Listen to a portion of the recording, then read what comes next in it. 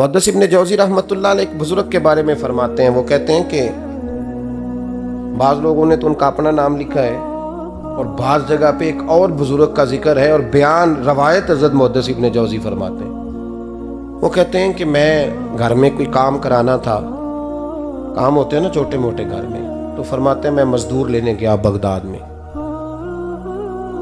چوکوں پہ مزدور ساری عمر کا مزدور ہی ہے نا بیچارہ، امیر تو امیر تر ہوتا جا رہا ہے اور غریب تر ہو رہا ہے۔ ہمارے تو پیر بھی لوگوں کو کہہ رہے ہیں فقیر ہو جاؤ، خود امیر ہوتے جاتے ہیں، خود روز بروز امیر ہو رہے ہیں، دنیا کو کہہ رہے ہیں فقیر ہو جاؤ۔ تم بھی تو تھوڑا فقر اختیار کرو نا بھائی، جو درس دے رہے ہو، اللہ ماشاءاللہ سب کی بات نہیں کرتا۔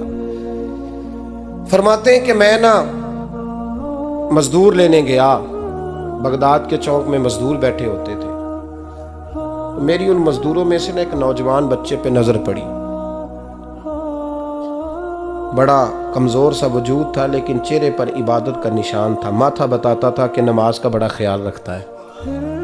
میں اس کے قریب گیا، چہرے بھی بڑا کچھ بتاتے ہیں نا، چہروں میں بھی بڑی رانائی ہوتی ہے۔ فرماتے ہیں میں قریب گیا، میں نے اس کو کہا بیٹے مزدوری کرو گے؟ تو کہنے لگا مزدوروں میں بیٹھا ہوں تو حضور مزدوری کے لیے ہی تو بیٹھا ہوں۔ تو میں نے کہا کہ چلو پھر، کہنے لگا نہیں میری کچھ شرطیں۔ میں نے کہا بتاؤ؟ کہنے لگا پہلی شرط یہ ہے کہ لوگ 4 دینار دیہاڑی لیتے ہیں، میں 3 دینار لوں گا۔ میں نے کہا یار بھائی تو بڑی بہترین ہے، باقی بھی اس طرح کی رکھ لے۔ اس نے کہا حضور دوسری شرط یہ ہے کہ میں آپ کی مکمل بات مانوں گا لیکن جب اذان ہو جائے گی پھر آپ کی نہیں سنوں گا۔ تیسری بات اس نے یہ کی کہ حضور میں آپ کے گھر میں کام کروں گا پر آپ کے کسی سوال کا جواب نہیں دوں گا۔ کہتے ہیں میں نے کہا یار تو بڑا عجیب ہے، شرطیں تو مالکوں کی ہوتی ہیں۔ کہنے لگا جی بہرحال میں شرطیں لگا کے جاتا ہوں۔ فرماتے ہیں میں اسے گھر لے آیا، کام میں نے اس کو بتایا تو جو کام مزدور سارے دن میں کرتا ہے نا اس نے 2 گھنٹے میں کر دیا۔ ہمارے مزدور سگریٹ پینے میں بھی تو آدھا گھنٹہ لگاتے ہیں نا، وہ چائے پینے جائیں تو پونا گھنٹہ وہاں، ان کو بھی تو دیانتداری کرنی چاہیے کہ نہیں کرنی چاہیے؟ نے معاہدہ کیا ہے نا جی تو پورا اترنا چاہیے نا۔ کہتے 2 گھنٹے میں، اب کام جب بندہ شروع کراتا ہے تو کام اور نکل آتا ہے۔ کہتے کام میں نے اس کو اور بتا دیا، وہ کرنے لگا، اس نے مٹی نکال کے رکھی تھی باہر رستے میں، تو اذان ہو گئی زور کی، اس نے وہیں کدال چھوڑی کئی اور چلنے لگا۔ تو میرا بیٹا کہنے لگا اس کو ذرا برابر کر دو، کہنے لگا چپ کر جا، تیرے باپ سے بات ہوئی تھی، جب اذان ہوتی ہے تو میں کسی اور کی نہیں سنتا، صرف اللہ رسول کی سنتا ہوں۔ کہتے ہیں مسجد چلا گیا، نماز پڑھ کے آیا تو دوپہر کا وقت تھا، میری بیوی کہنے لگی اس کو کھانا کھا لے۔ کہتے ہم نے کہا کھانا کھا لو، تو کہنے لگا میں نے روزہ رکھا ہوا، رمضان بھی نہیں تھا، نفلی روزہ رکھا ہوا۔ فرماتے ہیں شام ہوئی، میں نے 3 دینار دیے، تو میں نے کہا تیرا نام کیا ہے؟ کہنے لگا میں نے آپ سے کہا تھا میں کسی سوال کا جواب نہیں دوں گا۔ تو وہ چلا گیا۔ اگلے دن میں پھر لینے گیا اسے، کام کچھ اور نکل آئے، تو لوگوں نے بتایا وہ صرف ہفتے والے دن آتا ہے۔ میں نے کہا کیوں؟ کہنے لگے جی وہ کہتا ہے میرا ہفتے کا خرچہ 3 دینار ہے، جب 3 دینار کما لیتا ہوں تو باقی سارا ٹائم اللہ رسول کی ذکر میں گزار دیا کرتا ہوں۔ فرماتے ہیں جی اگلے ہفتے میں پھر لینے گیا، میں نے پورا ہفتہ انتظار کیا کہ کام اسی سے کرانا ہے۔ میں جب گیا تو میں نے کہا چلو، کہنے لگا میری شرطیں یاد ہے نا؟ اور میں نے کہا یاد ہے بھائی ساتھ چل۔ فرماتے ہیں کام کرایا، 2-3 ہفتے وہ آتا رہا۔ ایک ہفتے میں گیا تو لوگوں نے کہا حضور آج نہیں آیا، کیوں؟ کہنے لگے بیمار ہو گئے۔ کہاں گھر ہے؟ کہنے لگے بغداد کے قبرستان کے پیچھے جو کچی آبادی ہے اس میں رہتا ہے۔ فرماتے میں گیا، دروازے پہ دستک دی تو کہنے لگا حضور آپ ہیں؟ دروازہ کھلا ہے، آ جائیے۔ فرماتے ہیں میں اندر گیا تو میں نے کہا تمہیں کیسے پتا چلا میں آیا ہوں؟ کہنے لگا حضور اللہ والے ہو، آپ نہیں آنا تھا، ورنہ امیر تو غریبوں کا پتہ لینے کوئی نہیں آتے۔ کہتے میں قریب گیا تو کہنے لگا میں آپ کا انتظار کر رہا تھا، تیز بخار ہے، تپ رہا۔ جیب سے کچھ پیسے نکالے، کہنے لگا یہ پیسے رکھ لیں۔ ایک انگوٹھی نکالی،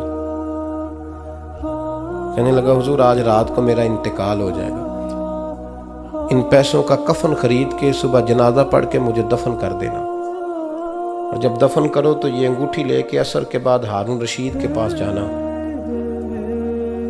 آپ اسے کہنا میں نے ملنا ہے پر وہ آپ کو ٹائم نہیں دے گا، آپ اس کو آواز دیجیے گا کہ تیری ایک امانت ہے میرے پاس، پھر وہ آپ سے ملے گا تو انگوٹھی دے دیں، پھر آپ میری طرف سے فارغ ہیں۔ حضرت فرمانے لگے تیرا نام؟ اور کہنے لگا حضور وقت تھوڑا ہے، آج رات میں نے جانا ہے، بڑی لمبی معافی مانگنی ہے رب کریم سے، اگر مناسب سمجھے تو مجھے اپنے رب سے تنہائی کرنے دیں۔ فرماتے ہیں میں آ گیا اور اس کی باتوں نے مجھے ساری رات سونے نہیں دیا۔ فرماتے ہیں صبح بڑی مشکل سے سورج نکلا، میں گیا دروازے پہ ہاتھ رکھا تو دروازہ کھلا ہوا تھا، اندر داخل ہوا تو خوشبوئیں میرا استقبال کر رہی تھی، جب چہرے سے کپڑا ہٹایا تو اس کا تو انتقال ہو چکا ہے، ایسے جیسے کسی کا دیدار کر کے سویا۔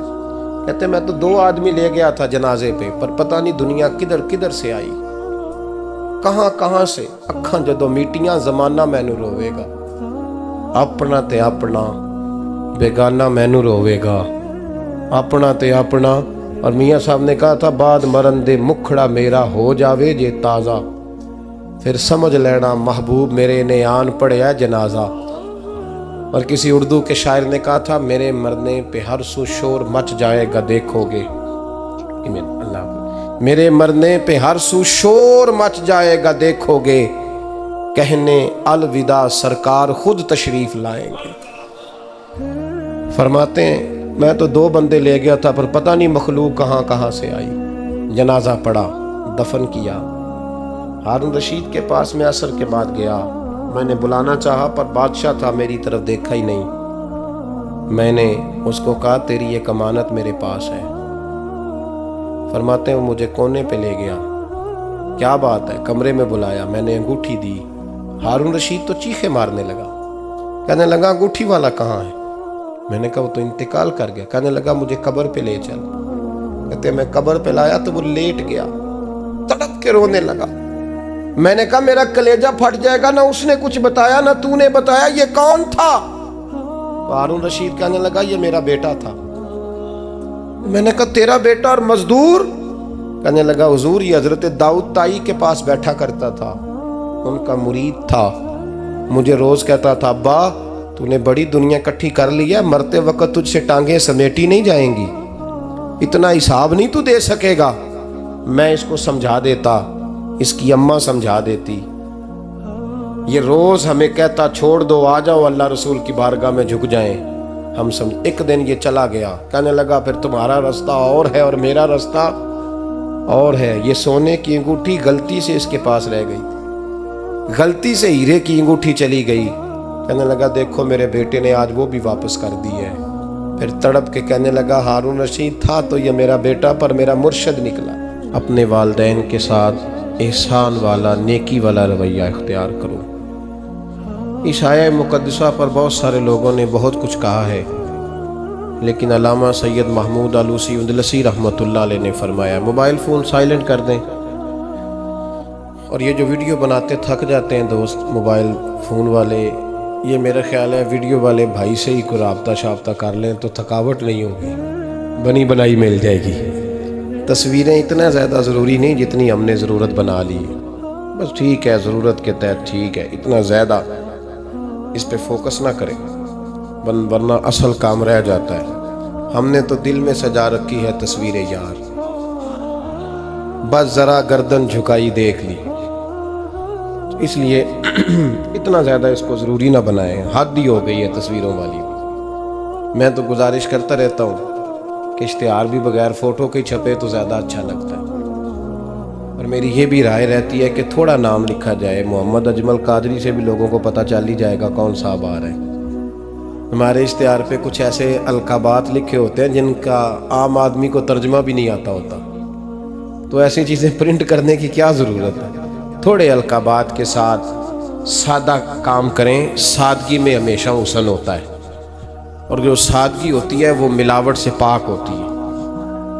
اللہ تعالیٰ آپ کو بہترین، بس بیٹھ جائیں اپنی جگہ پہ بھائی، تشریف رکھیں سارے سنگی، اور میری طرف توجہ کریں۔ بچہ کوئی اٹھے تو اسے پیار سے بٹھا دیں، میں ذرا ٹھنڈی ٹھنڈی تقریر کرنے والا ہوں، تو چلو اثر کرے نہ کرے سن تو لے میری فریاد، نہیں ہے داد کا طالب یہ بندہ آزاد، اور سبحان اللہ بھی صرف آپ نے اللہ کی رضا کے لیے کہنی ہے، یہ بھی یاد رکھیں۔ کبھی کسی مولوی نعت خواں اور کسی کی توجہ کر کے سبحان اللہ نہ کہیں، ورنہ آپ کو ثواب نہیں ہوگا، صرف اللہ کی رضا کے لیے۔ اور میرے لیے یہ بھی کافی ہے کہ آپ چپ کر کے بھی سنیں تو مجھے اس کا بھی بڑا فائدہ ہے۔ سننا بہرحال آپ کے لیے بہتر ہے، اس پہ ضرور سنیں۔ میں چھوٹا آدمی ہوں لیکن کچھ باتوں سے بڑا پریشان ہو جاتا ہوں۔ جب لوگ کہتے ہیں نا جس کا ایمان ہے وہ پڑھے، تو جو بیچارہ ٹینشن میں بیٹھا ہے، سوچ کہیں اور چلی گئی ہے، وہ بے ایمان تو نہیں نا؟ تو کیوں اس قسم کے جملے ہم بولتے ہیں جن کی شریعت ہی ہمیں گنجائش نہیں دیتی، اجازت نہیں دیتی کہ جس کا ایمان ہے وہ ہاتھ کھڑا کر لے۔ تو جس نے تازہ بائی پاس کرایا دل کا، وہ ہاتھ کھڑا کرے گا تو مر جائے گا بیچارہ، اس کو حکم ہے کہ وہ نیچے رکھے۔ یہ جذبہ ہے، ضرور ہونا چاہیے۔ ہاتھ کھڑے دیے ہی اللہ رسول نے اپنے لیے ہیں تو ہونا ضرور چاہیے، لیکن اس کو اتنا فرض نہیں سمجھنا چاہیے۔ ماحول میں بہت زیادہ، اور ایک اور بڑا ایشو ہے ہماری محفلوں میں، وہ نوٹ پھینکنے کا ہے۔ کیا ضرورت ہے؟ نذرانے کا یہ سٹائل نہیں، نہ یہ کام کریں۔ میلاد کی محفل میں آ کے بھی غریب آدمی پریشان رہتا ہے، وہ کہندا میرے کو دتھی ہوندی تو میں بھی اگے بہندا، لہذا پیچھے وہ لوگ کے دتھی جو کوئی نہیں۔ اس لیے میلاد کی محفلوں میں بھی جو 50,000 روپیہ دیتا ہے اس کی صدارت ہوتی ہے، اس کا کوئی مطلب نہیں۔ یہ جو اسٹیج ہے نا جس پہ آپ لوگ ہمیں دیکھ رہے ہیں، تو میرے جیسے لوگ آ گئے ہیں تو خرابی ہوئی ہے، ورنہ تو یہ پیر میرے علی شاہ کا اسٹیج ہے، ورنہ جو محدث اعظم مولانا سردار احمد صاحب کا اسٹیج ہے۔ اس پہ تو جو جس کا دل آتا ہے وہ کہتا جا رہا ہے، کوئی پتہ ہی نہیں کوئی کیا بول رہا ہے اور کون کس کا کلام پڑھ رہا ہے، کوئی اس نے تحقیق نہیں کرائی کہ یہ پڑھنے والا تھا بھی کہ نہیں، کوئی پتہ ہی نہیں۔ بڑے بڑے شعراء، مولانا حسن رضا صاحب جیسے لوگ نعت لکھتے تھے تو پہلے چیک کراتے تھے کہ ٹھیک ہے کہ نہیں، اب پتہ ہی کوئی نہیں۔ یہ بڑا سنجیدہ اسٹیج ہے، یہ میاں شیر محمد شرک پوری کا اسٹیج ہے، یہ حضرت امیر ملت کا اسٹیج ہے میرے بھائی، یہ علامہ کاظمی کا اسٹیج ہے، اور یہ میرے اعلیٰ حضرت فاضل بریلوی کے ماننے والوں کا اسٹیج ہے۔ اس پہ کوئی ایسی حرکت نہ کرے، اور کبھی بھی محفل کو کمرشل نہ بنائے۔ زندگی میں یاد رکھ لیں، اللہ رسول کی بارگاہ میں بھی جانا ہے۔ لوگ آ کے شکوہ کرتے ہیں فلانا مولوی پیسے مانگتا ہے، تو میں نے کہا وہ اس لیے مانگتا ہے کہ آپ دیتے ہیں۔ آپ مارکیٹ بند کر دیں تو بندے سارے صحیح ہو جائیں گے۔ یہ مانگنے والے کی غلطی نہیں، یہ ریٹ لگانے والوں کی غلطی ہے۔ جو چیز مارکیٹ میں بکے نہ وہ بننی بند ہو جاتی ہے۔ تو کیوں آپ لوگوں نے ایسے لوگ پرموٹ کیے جنہوں نے نعت بیچی 10,000 کی، تلاوت بیچی 10,000 کی، معاذ اللہ تقریر بیچی، کیوں ایسے لوگ پرموٹ کیے؟ کرو مدح اہل دول رضا، پڑے اس بلا میں میری بلا، میں گدا ہوں اپنے کریم کا، اور میرا دین پارا نا نہیں۔ اور یہ یاد رکھ لو زندگی میں، اس کی کو تھوڑی اور کم کر دیں جی، اللہ آپ کو جزا دے، برکت دے۔ یہ بھی یاد رکھ لیں کہ گردن کو جھکا دیتا ہے خیرات کا پتھر، جہاں میں مانگنے والوں کے سر کبھی اونچے نہیں ہوتے، سر اسی کا اونچا ہوتا ہے جو دینے کا عادی ہوتا ہے۔ جو کشکول طلب دراز کر کے رکھتے ہیں ان کے بھی کبھی سر اونچے ہوئے ہیں۔ وہ کسی نے کہا تھا، مجھے بعض لوگ فون کرتے ہیں کہتے ہیں صاحب آپ کا ریٹ، تو میں کہتا ہوں تو کو دیتا ہی نہیں جانا۔ تو کیوں آپ ایسی بات کرتے ہو بھائی؟ ہم بڑے قیمتی لوگ ہیں، کیوں ہمارا آپ ریٹ لگاتے ہو؟ یہ شعر سن لیں، یہ شعر آپ کو فائدہ دے گا، اگر یاد ہو گیا تو بڑا نفع دے گا۔ یہ آرزو کرم اور میں آپ سے کروں، یہ آرزو کرم اور میں آپ سے کروں، یہ بھیک اس کو دیجئے جس کا خدا نہ ہو۔ تو جس کو بے حساب مل رہا ہو اس کو کیا ضرورت ہے ہاتھ پھیلانے کی؟ یہ بھیک اس کو دیجئے جس کا، ایک طرف نعرہ لگتا ہے کون دیتا ہے دینے کو، دوجے پاس آنے نے دیا جے 20,000، اور ظالمہ ان پہ آندہ سے نبی پاک کو لینے نے۔ نذرانہ کوئی تحفہ دے تو لینا سنت ہے، لیکن یہ جو سٹائل ہے نا کہ طے کرنا، اور پہلے ماڑے بندے دی پہنچتے محفل بھی کوئی نہیں رہ گئی، وہ بھی آندہ کمیٹی نکلے گی تو جلسہ کران گے، ایڈا مہنگا جلسہ، اس کی پہنچ میں تو محفل بھی کوئی نہیں۔ غریب آدمی تو اب ترس گیا ہے نعت سننے کو بھی، اس لیے کہ اس کا بھی ریٹ ہے۔ باز آئیں اس چیز سے۔ ہمارا اعلیٰ حضرت فاضل بریلوی رحمۃ اللہ علیہ تیل لینے چلے گئے دکان پہ، دکاندار کو بوتل دی تیل والی، بھر کے دے دو۔ اس نے بھر کے دی تو اعلیٰ حضرت نے فرمایا کتنے پیسے؟ اس نے کہا جی ویسے تو 5 آنے کی ہے، آپ ہمارے عالم دین ہیں، آپ 3 آنے دے دیں۔ اعلیٰ حضرت نے پورے 5 دیے، فرمایا تو پورے رکھ، میں احمد رضا ہوں، میں اپنا علم 2 آنے کا نہیں بیچا کرتا، تو نے میرا 2 آنے ریٹ لگایا ہے، آپ عالم ہیں تو 2 چھوڑ دیں۔ اس لیے سنجیدگی پیدا کریں یار، کوئی ضروری نہیں، کوئی سنتا ہے تو ٹھیک ہے، نہیں سنتا تب بھی ٹھیک ہے۔ جن کی پڑھ رہے ہو وہ تو سن رہے ہیں کہ نہیں؟ یہ کافی نہیں کہ جن کی پڑھ رہے ہو وہ سن رہے ہیں۔ اس لیے مہربانی فرمائیں، اس ماحول کو خاصا سنجیدہ کریں، اس پر خاص محنت کریں۔ اس لیے نہیں کہہ رہا بنانے کے لیے، مسجد میں بیٹھا ہوں، باوضو ہوں، میرا دل نہیں مانتا جب میں اسٹیج پہ ہوں تو کوئی بندہ نعرہ لگائے۔ کیوں بھائی؟ کوئی ضروری ہے؟ بوڑھا آدمی بیچارہ بیمار بیٹھا ہے اور عشاء کا وقت کا وہ آیا ہوا ہے، اور نبی پاک صلی اللہ علیہ وسلم نے فرمایا سفید بالوں کی عزت اسی طرح ہے جس طرح تم نے اپنے اللہ کی عزت کی ہے۔ یہ بخاری مسلم کی حدیث ہے۔ فٹافٹ کھڑے ہو جاؤ جی، پیر صاحب آ گئے تھے، پیر صاحب ٹائم نہ لاؤں دے آپ۔ کیوں یہ کام کرتے ہیں؟ کچھ بھی نہیں ہوتا، جو عزت کرتا ہے اس کا پتہ ہوتا ہے دل سے کر رہا ہے۔ بیٹھا رہنے دے لوگوں کو، کوئی فرق نہیں۔ یہ بڑی خوبصورتی پیدا کریں، آپ ماحول کو صحیح کریں، آپ کے جلسے کئی گنا زیادہ بڑے ہو جائیں گے انشاءاللہ تعالی۔ اور میری آخری گزارش، تمہیدی بات کر رہا ہوں، وہ یہ ہے کہ محفلوں کی ترتیب لگائیں۔ جو قاری صاحب نے عشاء کے فوراً بعد تلاوت کی، انہوں نے بھی قرآن ہی پڑھا تھا، وہ بے قاعدہ کیوں تھی؟ پھر جو دوبارہ 1.5 گھنٹے کے بعد باقاعدہ شروع ہو گئی تو وہ قرآن پاک نہیں تھا؟ کہتے ہیں ان باقاعدہ شروع ہونے لگی ہے، کیا مطلب ہے اس کا؟ باقاعدہ محفل عشاء کے بعد شروع کریں، ٹائم دیں، نعت خواں کو وقت دیں، اور دعا کا ٹائم لکھیں۔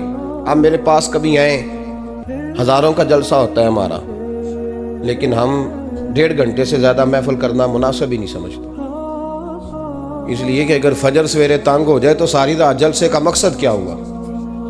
اور مختصر بات کریں گے خیر الکلام ما قل و دل، تو وہ بڑی بہترین رہے گی۔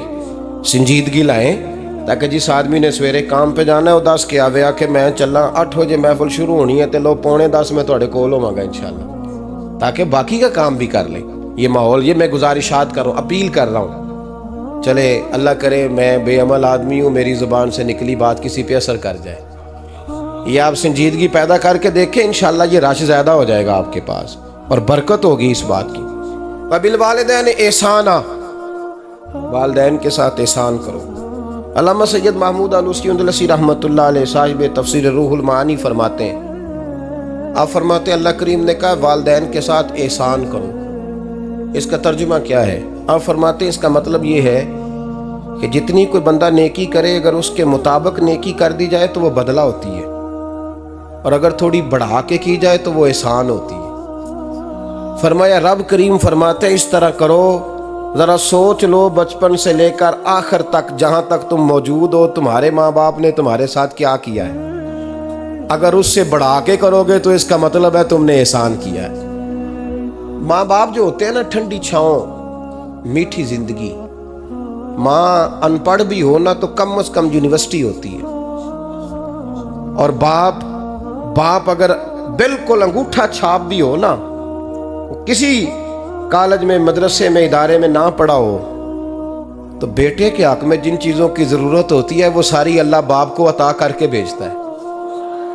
ماں باپ کو نا کچھ علم لدنی اللہ دیتا ہے کہ بچوں کے لیے کیسے آگے بڑھنا ہے۔ ماں باپ ایک حسن ہے معاشرے کا۔ رب تبارک و تعالیٰ کی دیکھیں نا، اللہ اکبر، دنیا میں کسی کی محبت جانچنی ہو نا تو محبت کی تمثیل دی جاتی ہے۔ وَتِلْكَ الْأَمْثَالُ نَضْرِبُهَا لِلنَّاسِ، اللہ لوگوں کے سمجھنے کے لیے مثالیں بیان فرماتا ہے۔ اللہ تبارک و تعالیٰ نے جب اپنا آپ سمجھانا چاہا نا، توجہ ہے میری بات پر، جب مالک نے اپنا آپ سمجھانا چاہا تو میرے رب نے ماں باپ کی مثال بیان فرمائی، رب ارحمہما کما ربیانی صغیرا، یا اللہ ان دونوں پہ رحم فرما۔ اور یہ لفظ رب یہاں 2 معنی میں آیا ہے، علماء بیٹھے، رب کا معنی ہوتا ہے تدریجن پالنا، کہ یا اللہ ان دونوں پہ رحم فرما جنہوں نے مجھے رب بن کے پالا۔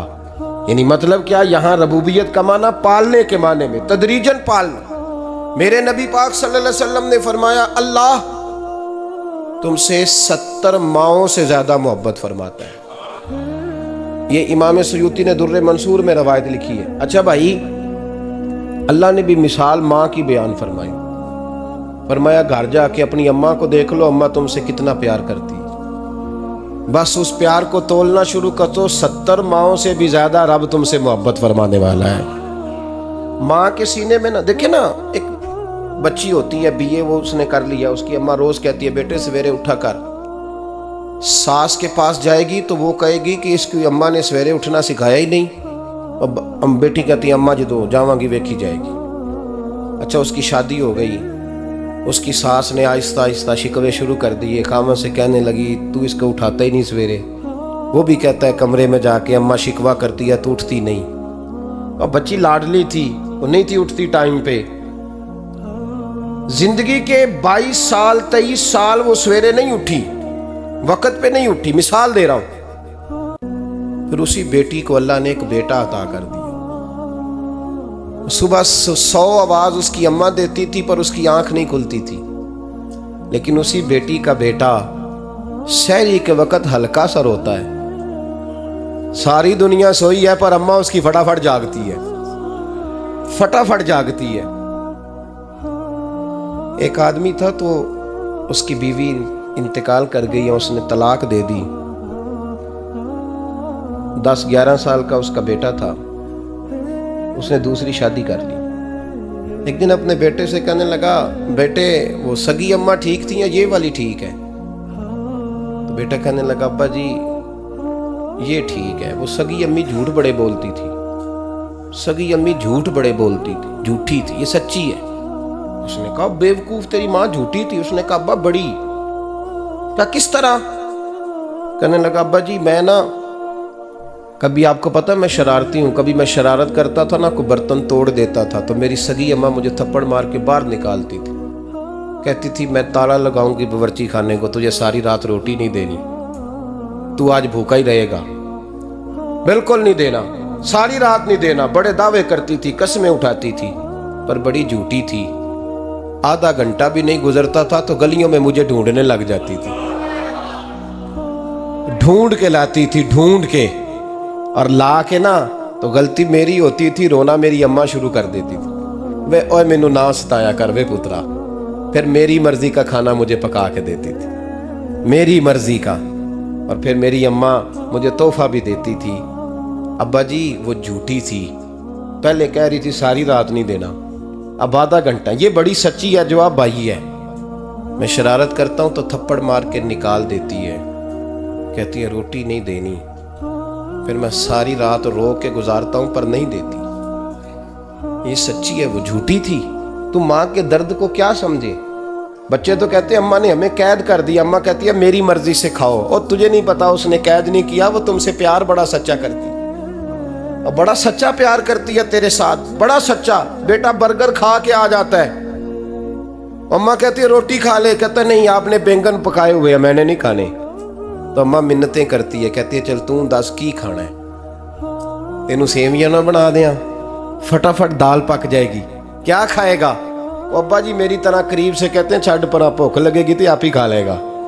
लेकिन अम्मा कहती है इसने रोटी ना खाई तो मुझे नींद नहीं आएगी। तो इस दर्द को समझना, मैं गुलाम हूँ एक आस्ताने का, और मैं समझता हूँ जो किसी का मुरीद ही नहीं, उस पर तो साया ही नहीं, उसे चाहिए किसी बुजुर्ग का साया हासिल करे। लेकिन भाई ये बात भी बड़ी सच्ची है कि मेरे जैसे पीर के हाथ में 5000 रुपया नजराना दो ना, पीर साहब दुआ करना, तो पीर साहब ने दुआ पक्की याद की हुई है सबके लिए, रट्टी रटाई, अल्लाह खैर करे अल्लाह भला करे, तो सबके लिए रट्टा लगाया हुआ है। और अम्मा को बेटा वैसे ही कह जाए, वैसे ही अम्मा मैं इंटरव्यू देने जा रहा हूँ जरा दुआ करना, वो बीबियां मंगा के दुआए तंजीना पढ़ाना शुरू कर देती है, और सारी सारी रात मुसल्ले पे बैठी। इस दर्द को समझना। वो भाई बड़ा वेल ड्रेस बेटा होता है, वेल ड्रेस नौजवान, वो 18,000 का जोड़ा पहनता है, 7,000 का जूता खरीदता है, वो कीमती किस्म की घड़ी इस्तेमाल करता है। लेकिन उसी बच्चे के जब अपने बच्चे होते हैं ना, तो बीबी को कहता है ये ले 10,000 रुपया, बच्चों के कपड़े खरीद ले, मेरे सही है अभी कल ही तो खरीदे थे। और बाप, और तू समझा ही नहीं यार, 30 साल बाप ने जवानी सारी सऊदी अरब को दे दी, लेकिन तेरा ख्याल रखा। मैं ऐसे लोगों को जानता हूं जिन्होंने 30-30 साल परदेश में कंबल नहीं बदला, और जहां गए थे तो एक कंबल खरीदा था फिर बदला नहीं। तू माँ बाप के बारे में, और यहाँ बच्चे हिसाब करते फिरते हैं, भाई तो पिछले महीने भी 5,000 दिता सी, तुसी पैसों का कर दे की हो, माँ बाप से हिसाब करता है तू। तिरमिजी शरीफ के लफ्ज हैं, एक सहाबी ने आके अर्ज की, या रसूल अल्लाह, पैसे विरासत के नहीं, मेरे अब्बा जी ने नहीं दिए मुझे, और मैंने खुद मेहनत करके कमाए। अब मेरा अब्बा मुझसे पैसे मांगता है तो क्या करूं, और मेरे हैं, मैंने कमाए हैं, अब्बा जी ने नहीं दिए, विरासत नहीं, हिस्सा नहीं मिला। हुजूर मेरा अब्बा मांगता है तो मेरे लिए हुक्म क्या है? तो नबी पाक ने फरमाया, क्या कहा तुमने, पैसे तेरे हैं? कहा हुजूर हाँ। तो फरमाया अब्बा किसका है? कहा या रसूलल्लाह मेरा। तो फरमाया अगर तू अपने वालिद का है तो तेरी हर शय तेरे वालिद की है, तू भी तेरे वालिद का है तो तेरा माल भी तेरे। माँ और बाप ये तो हुस्न है जिंदगी का, ये तो वकार है इंसान का। जब तक माँ बाप का हाथ पकड़ के चलोगे ना, रास्ते सीधे रहेंगे, और जिस दिन उंगली छोड़ के सड़क पे निकलना पड़ा ना, सर चकराने लगेगा। याद रखना, ये बड़ा मुश्किल काम होता है। लोगों का तो रुख ही उस दिन वाज़े होता है जिस दिन आदमी साये से महरूम होता है। अम्मा तो कमरे में पड़ी हो ना, औरंगजेब आलमगीर की माँ फौत हो गई, 350 कमरा था महल का, और अम्मा 12 साल टांगों से माजूर रही औरंगजेब आलमगीर की। अम्मा 12 साल कमरे से निकल नहीं सकी, साथ ही वाशरूम था या जो भी उस दौर में तरीका था। औरंगजेब जब महल में आते थे तो फिर भी सीधे अम्मा के पास जाते थे, और जब वापस निकलते थे फिर भी अम्मा के साथ। औरंगजेब की माँ का जनाजा उठा तो औरंगजेब ने रोना शुरू किया। फिर सालों बीत गए पर उसके आंसू खुश्क नहीं होते थे। एक शख्स ने कहा तेरी कोई अनोखी मर गई है, सारी दुनिया की मरती हैं। उसने कहा मैं बादशाह हूँ, 24 घंटे लोगों का आना जाना है, बड़े दबदबे हैं, बड़े डेरेदारियां हैं, बड़ी भैंसें, बड़ी गायें, बड़े खाने वाले, बड़े लांगरी। मेरी माँ बूढ़ी थी, एक कोने में पड़ी रहती थी, पर जब से वो गई है ये मुझे महल नहीं लगता, मुझे कब्रिस्तान लगता है। मुझे लगता है ये कब्रिस्तान है। माँ और बाप तो तेरी नेमत है भाई। हजरत मालिक बिन दिनार रहमतुल्लाह ताला अलैह फरमाते, मुझे अल्लाह ने 60 हज करने की तौफीक अता फरमाई। कितने? बोल के बताएं। जिस बंदे के पास इतने पैसे हों कि हज पे जा सके, आ सके, और जितने दिन रहना है घर वालों को खर्चा दे सके, उस पर हज करना फर्ज है। पता है आपको, उस पे हज करना। इसलिए बयान कर रहा हूं कि हज की दरखास्तें जा रही हैं। हम पता क्या कहते हैं? हम कहते हैं बच्चे बड़े होंगे, शादी करूंगा फिर जाऊंगा। ये किसने फतवा दिया है? ये किससे आपने पूछा है? वो जब बड़े होंगे उनकी शादी की चीज उस वक्त आप पे फर्ज होगी। अभी जो फर्ज है उसको अदा करें। और ये तिरमिजी शरीफ की हदीस है, याद रख ले। नबी पाक सल्लल्लाहु अलैहि वसल्लम ने फरमाया जिस पर हज फर्ज था उसने किया नहीं, बगैर हज किए मर गया, या यहूदी होके मरेगा या ईसाई होके मरेगा। इतना बड़ा हुक्म है हज के हवाले, लेकिन लोग इंतजार करते रहते हैं पता नहीं किस चीज का। जब आपको अल्लाह मौका दे, हिम्मत दे, तो पहली फुर्सत में ये फरीजा अदा करें, ये जरूरी काम है। हजरत मालिक बिन दिनार फरमाते मैंने 60 हज किए। एक हज के मौके पर मैंने बड़ा रश देखा, लाखों का इज्तिमा हुआ। मेरी बातों की समझ तो आ रही है ना आप दोस्तों? जो नहीं बोल रहे उन्हें भी आ रही है ना? अल्लाह जज़ा दे। कहते हैं लाखों का मजमा था, तो मेरे दिल में ख्याल आया, मैंने कहा अल्लाह इतने लोग आए हैं, इनका हज कबूल भी हुआ है कि नहीं? फरमाते हैं मैं सोच रहा था तो रात को ना ख्वाब में मैंने किसी कहने वाले को कहते हुए सुना कि सब का कबूल हो गया है। बल्ख का रहने वाला मोहम्मद बिन हारून बल्खी है, उसका हज कबूल नहीं हुआ। फरमाते शहरों के अलग-अलग खैमे लगते थे। अब भी आप हज करने जाएं तो पाकिस्तानियों की रिहाइशें अलग होती हैं, इंडियन की अलग, बांग्लादेश के अलग, मिस्री, यमनी, सब लोग अलग-अलग रिहाइशें होती, झंडे लगे होते हैं मुल्कों के। कहते मैंने सवेरे उठ के ढूंढना शुरू कर दिया, ढूंढता हूं वो बंदा मिले। कहते हैं जहां बल्ख शहर के लोग रहते थे वहां चला गया, तो मैंने लोगों से पूछा तुम में मोहम्मद बिन हारून बल्खी कौन है? लोग कहने लगे वो तो बड़ा नेक आदमी है, परहेजगार है, बड़े भोले भाले, बड़े अल्लाह वाले, रियाज आपको बस हम ही जानते, वो तो बड़ा नेक है, परहेजगार आदमी। तो मैंने कहा अच्छा कहाँ है? उन्होंने कहा पहाड़ के पीछे उसने खैमा लगाया हुआ है, सारी रात इबादत करता है, सारा दिन रोजा रखता है। قائم اللیل ہے، صائم الدہر ہے، کیا بات؟ فرماتے ہیں میں ان لوگوں کی بات سن کے حیران ہو گیا کہ مجھے کیا بتایا گیا، یہ کیا کہہ رہے ہیں؟ فرماتے ہیں میں پہاڑ کے پیچھے گیا۔ حضرت مالک بن دینار علیہ رحمہ فرماتے ہیں جب میں وہاں پہنچا تو میں نے اس شخص کو مصلی پہ بیٹھے دیکھا، کثرت عبادت کے آثار اس کے وجود پر نظر آ رہے، سیدھا بازو اس کا کٹا ہوا تھا۔ فرماتے 2 رکعتیں مکمل کر کے نا میں نے اسے السلام علیکم کہا تو مجھے کہنے لگا وعلیکم السلام، آپ مالک بن دینار ہیں؟ میں نے کہا بڑی اس کی فراست ہے۔ فرماتے پھر اس نے ٹھنڈی سانس لی، کہنے لگا آپ کو خواب آئی ہوگی کہ میرا حج قبول نہیں ہوا۔ فرماتے ہیں مجھ پر اور بجلی گری کہ کیا کہہ رہا؟ فرماتے میں نے کہا یار لوگ بھی تیری تعریف کر رہے ہیں اور تیری بصیرت بھی بڑی ہے، تو یہ ماجرا کیا ہے؟ کہنے لگا آپ نہ پوچھیں۔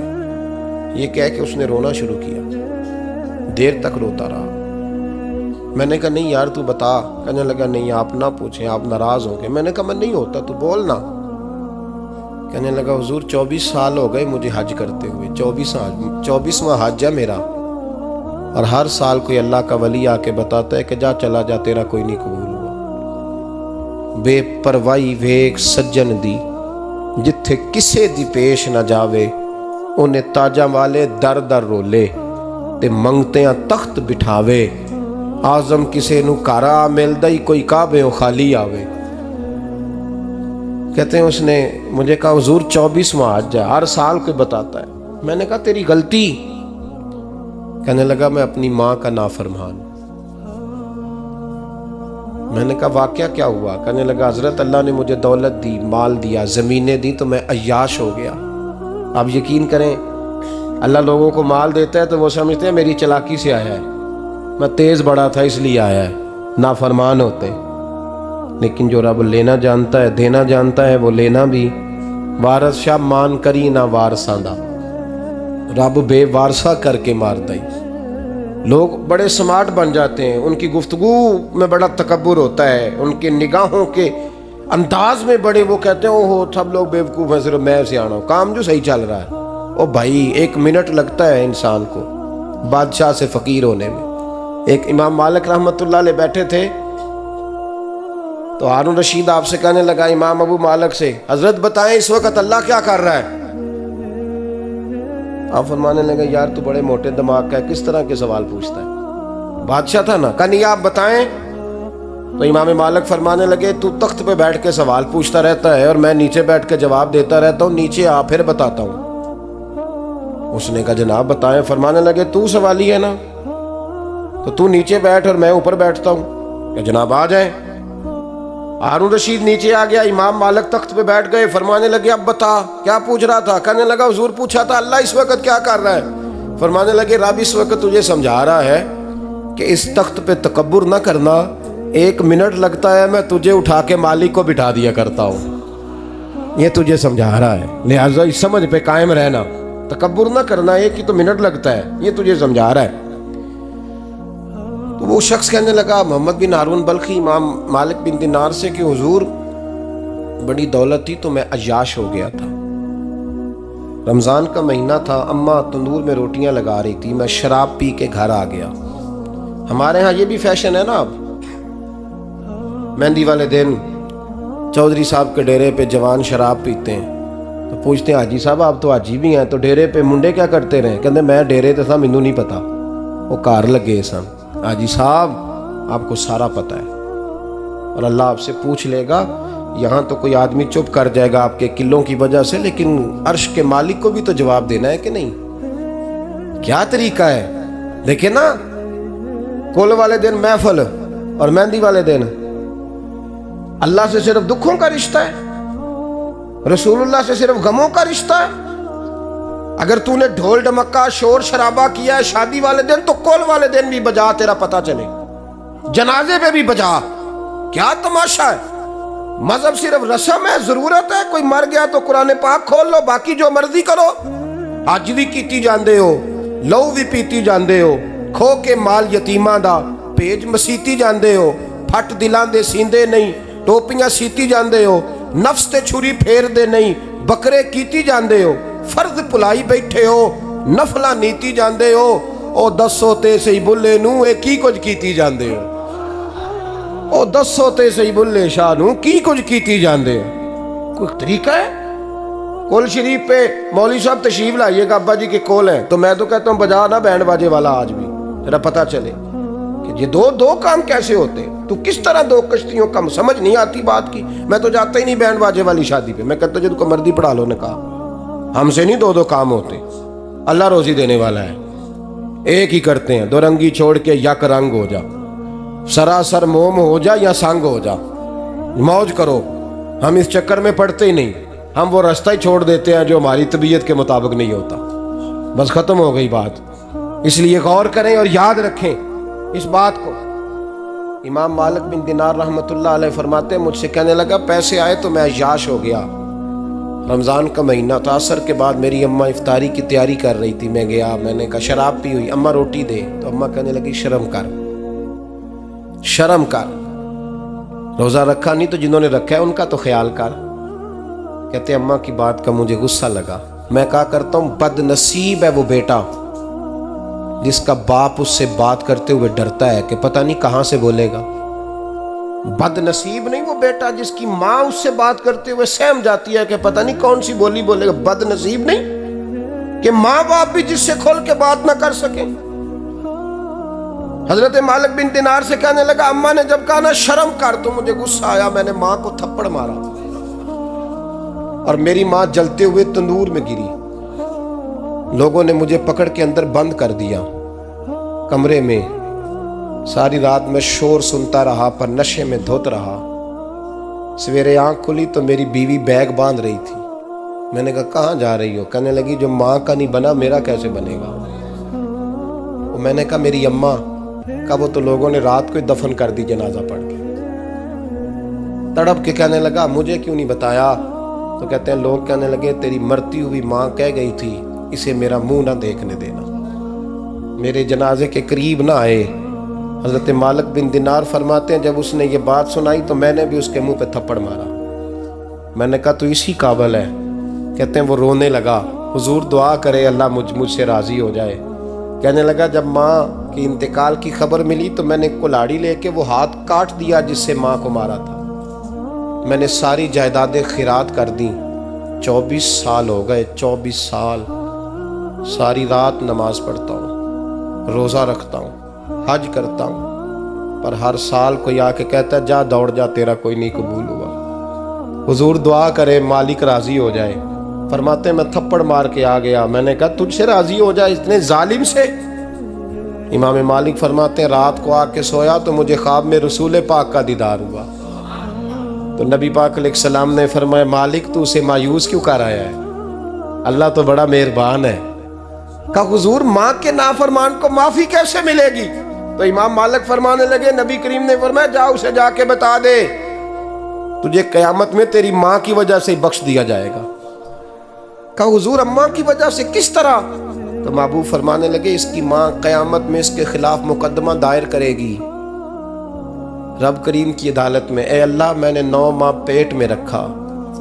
درد سہ کے اسے جنا جگر کا خون پلا کے پالا اور اسی نے مجھے قتل کیا رب کریم اس کی ماں کا مقدمہ سن کے کہے گا اٹھاؤ اس کو دوزخ میں پھینکو اس نے ماں جلائی تھی اسے بھی جلاؤ محبوب فرمانے لگے جب پکڑ کر کے مالک اس کو محمد بن ہارون کو لوگ لے جائیں گے نا جہنم کی طرف